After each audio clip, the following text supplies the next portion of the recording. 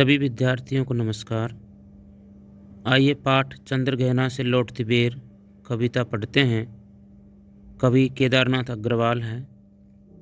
कविता का सारांश यानी मूल भाव पढ़ते हैं। इस कविता में ग्रामीण अंचल की प्रकृति का बहुत ही सुंदर और मोहक चित्र खींचा गया है। कवि चंद्रगहना नामक स्थान से लौटते हुए खेत में उगी फसलों को देखकर उनके रंग, रूप और गुण का ऐसा मनोहर चित्रण करता है कि वे जीवंत हो उठती हैं।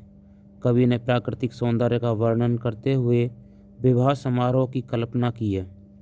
यहाँ प्रेम, उमंग और उत्साह का वातावरण है। इसी प्रकार कवि ने गांव के तालाब का चित्र खींचा है।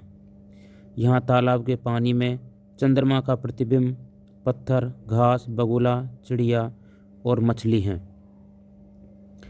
कवि बगुले और मछली को क्रमशः शोषक और शोषित के रूप में देखता है।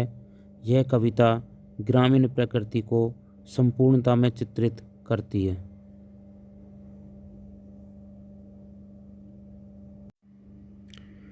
पूरी कविता को पढ़ना है तो आप पिछले वीडियो में पूरी कविता पढ़ सकते हैं और समझ सकते हैं। यहाँ पे मुख्य बिंदु पढ़ते हैं। ग्रामीण परिवेश से जुड़े प्रकृति चित्रण को कवि ने बहुत सुंदर ढंग से प्रस्तुत किया है। पूरी कविता में दो दृश्य दिखाई दे रहे हैं। पहला दृश्य खेत का है जिसमें चना, अलसी, सरसों सब प्रेम से ओतप्रोत है। दूसरा दृश्य पोखर का है जिसमें बगुला, चिड़िया, पत्थर आदि हैं। ये सब क्रमशः शोषक, चालाक और हृदयहीन व्यक्तियों के प्रतीक हैं। चने के खेत की मेड़ पर बैठे कवि ने हरे चने के गुलाबी फूल को खिले हुए होने के कारण मुरेठा बांधे और पीली सरसों के फूल खिले होने के कारण उसके हाथ पीले होने और विवाह मंडप आदि को सुंदर रूप में चित्रित किया है। कविता में अलसी के 3 विशेषण दिए हैं। वह हठीली है, वह देह की पतली है और उसकी कमर लचीली है। सयानी होना के 3 अर्थ हैं। एक तो समझदार होना, दूसरा यौवन पा लेना और तीसरा चतुर होना। यहाँ सरसों के विषय में उसे सयानी कहकर कवि ने युवती होने की ओर संकेत किया है और बताया है कि वह विवाह योग्य हो गई है।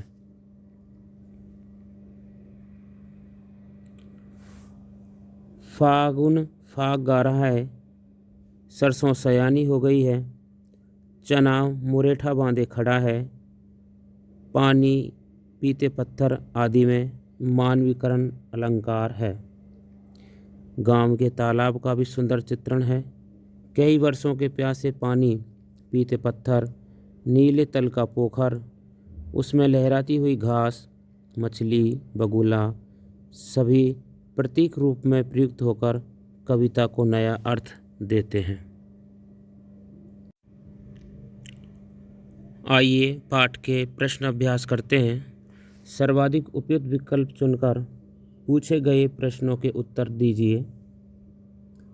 कवि ने चने को गुलाबी मुरेठा बांधे बैठा हुआ क्यों कहा है?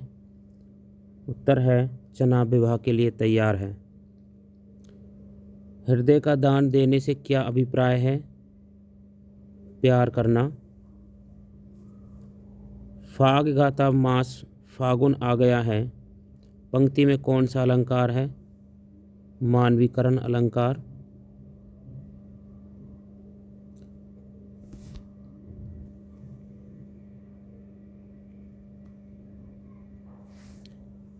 प्रेम की प्रिय भूमि उपजाऊ अधिक है किसके लिए कहा गया है? उत्तर है ग्रामीण परिवेश के लिए। तालाब के तल में भूरी घास लहरियां क्यों लेती है? क्योंकि तालाब का पानी हिलता है। चांद गोल खंबा सा क्यों लग रहा है? पानी के हिलने के कारण चांद गोल खंबा सा लग रहा है।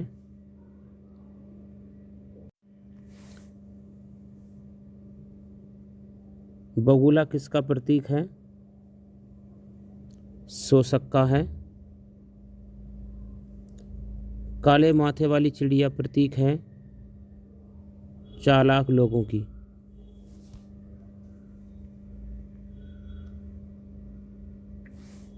प्रश्न नंबर 1, व्यापारिक नगर की अपेक्षा ग्रामीण अंचल को प्रेम के लिए उर्वर क्यों माना गया है? उत्तर है, गांव का दृश्य कवि के मन को छू लेता है। उसे लगता है कि इस ग्रामीण अंचल में किसी नगर की अपेक्षा अधिक प्यार भरा वातावरण होता है। नगर तो व्यावसायिक हो गए हैं, व्यावसायिक नगरों में प्यार कम उपजता है। ग्रामीण अंचल की भूमि प्रेम प्यार के लिए अधिक उपजाऊ है। इस निर्गुण अंचल में भी प्रकृति के चप्पे चप्पे में प्यार दिखाई पड़ रहा है। इसलिए व्यापारिक नगर की अपेक्षा ग्रामीण अंचल को प्रेम के लिए उर्वर माना गया है। उर्वर यानी उपजाऊ,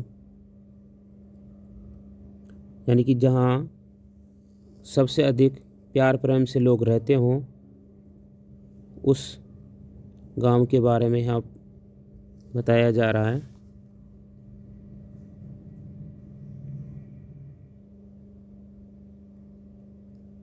प्रश्न नंबर 2, एक चांदी का बड़ा सा गोल खंभा का चित्र अपने शब्दों में स्पष्ट कीजिए।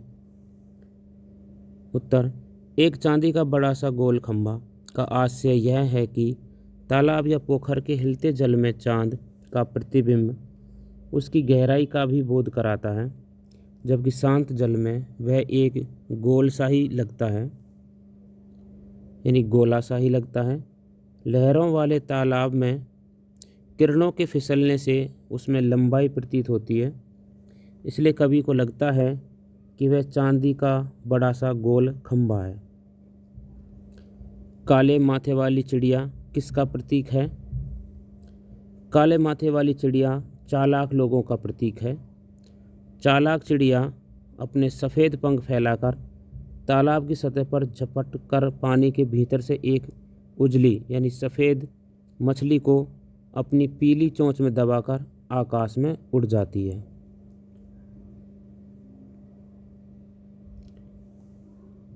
बगुला समाज के किस वर्ग का प्रतीक है? बगुला समाज के ढोंगी व अति चालाक लोगों का प्रतीक है, जो दिखावा कुछ करते हैं और उनका आचरण कुछ और ही होता है। कविता के आधार पर चने के सौंदर्य का चित्रण कीजिए और बताइए कि उसे किन किन रूपों में दर्शाया गया है।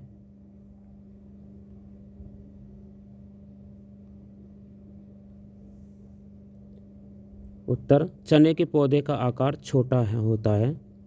चने में गुलाबी रंग के फूल आ गए हैं। कवि को लगता है कि यह छोटे से कद का बित्ते भर का चना बिल्कुल छोटा अपने सिर पर गुलाबी पाग यानी पगड़ी बांधे सजे संवरे दूल्हे सा खड़ा है। यहाँ चने के पौधे का मानवीकरण किया गया है। मानवीकरण अलंकार वहाँ होता है जहाँ मानव जैसी क्रियाएं किसी निर्जीव वस्तुओं पर आरोपित कर दी जाएं, वहाँ मानवीकरण अलंकार होता है।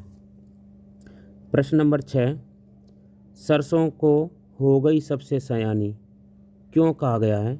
तर्क सहित उत्तर दीजिए। उत्तर, सरसों को हो गई सबसे सयानी इसलिए कहा गया है क्योंकि वह विवाह योग्य हो गई है। उसने अपने हाथ पीले कर लिए हैं, यानी उसके पीले फूल आ गए हैं। सयानी होना के 3 अर्थ हैं। एक तो समझदार होना, दूसरा यौवन पा लेना यानी जवान हो जाना, और तीसरा चतुर होना। सरसों जब परिपक्व यानी परिपक्व होकर फूलती है तो पूरा खेत ही पीला हो जाता है। अतः कवि के अनुसार पीली सरसों सयानी होकर ब्याह के मंडप में पधारी है। प्रश्न 7, हृदयहीन पत्थर किन लोगों का प्रतीक है? क्या आज के समाज में ऐसे उदाहरण दे सकते हैं? उत्तर, हृदयहीन पत्थर समाज के उन लोगों के प्रतीक हैं जो निष्ठुर हैं, जिनका व्यवहार कठोर है, पत्थर की तरह अडिग है, लेकिन समाज के वे व्यक्ति जिनके हृदय में किसी के प्रति दया एवं प्रेम भाव नहीं है। कवि ने उनकी तुलना हृदयहीन पत्थर से की है। स्वार्थी रिश्वतखोर व्यक्ति इन्हीं के ही उदाहरण हैं। प्रश्न नंबर 8, निम्नलिखित काव्यांश के कवि का नाम एवं कविता का नाम बताते हुए काव्य सौंदर्य स्पष्ट कीजिए। इस प्रकार का प्रश्न आपको आपके फाइनल पेपर में देखने को मिलेगा, तो अच्छी तरीके से समझ लें कि इसका उत्तर किस प्रकार से दिया गया है। और सरसों की ना पूछो, हो गई सबसे सयानी, हाथ पीले कर लिए हैं बिहाव मंडप में पधारी। कि इस तरह के काव्यांश का हमें किस प्रकार से उत्तर देना है। उत्तर: कविता का नाम चंद्रगहना से लौटती बेर, कवि का नाम केदारनाथ अग्रवाल। ये तो सबसे पहले कविता का नाम और कवि का नाम आपको बताना है, उसके बाद इसका सरलार्थ करना है।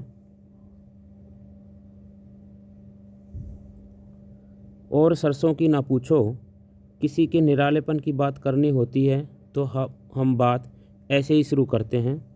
इसी अंदाज में कवि कहता है, और सरसों की ना पूछो। सरसों अब सयानी हो गई है। यहाँ सरसों के विषय में उसे सयानी कहकर कवि ने युवती यानी बड़ी होना, परिपक्व होने की ओर संकेत किया है कि वह विवाह योग्य हो गई है। इसलिए उसने अपने हाथ पीले कर लिए हैं। हाथ पीले करना एक मुहावरा है जिसका अर्थ शादी कर लेना है। पूरे दृश्य में कवि को लगता है जैसे स्वयंवर हो रहा है। अब काव्य सौंदर्य। पीली सरसों के फूल खिले होने के कारण उसके हाथ पीले होने और विवाह मंडप आदि को सुंदर रूप में चित्रित किया गया है।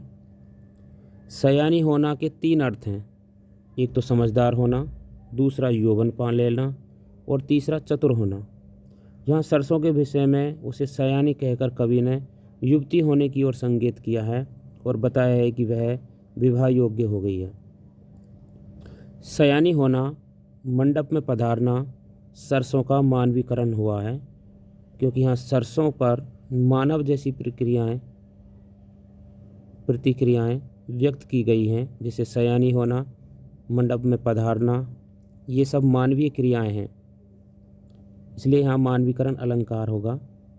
सबसे सयानी में सावर्ण की आवृत्ति के कारण अनुप्रास अलंकार है। अनुप्रास अलंकार जहाँ वर्ण की आवृत्ति हो, जैसे स और स की आवृत्ति यानी दोहराव हुआ है, तो यहाँ पे अनुप्रास अलंकार है। सयानी होना, हाथ पीले करना, मुहावरों का प्रयोग हुआ है। ग्रामीण परिवेश में जुड़े प्रकृति चित्रण को कवि ने बहुत सुंदर ढंग से प्रस्तुत किया है। इस पूरे प्रकरण में एक विवाह के मंडप का रूपक है। छंद मुक्त अतुकांत कविता है। खड़ी बोली का प्रयोग हुआ है। व्यंजना शब्द शक्ति का प्रयोग हुआ है और प्रभावशाली प्रस्तुति है। इस प्रकार से हमने इस पाठ के प्रश्न अभ्यास किए। धन्यवाद।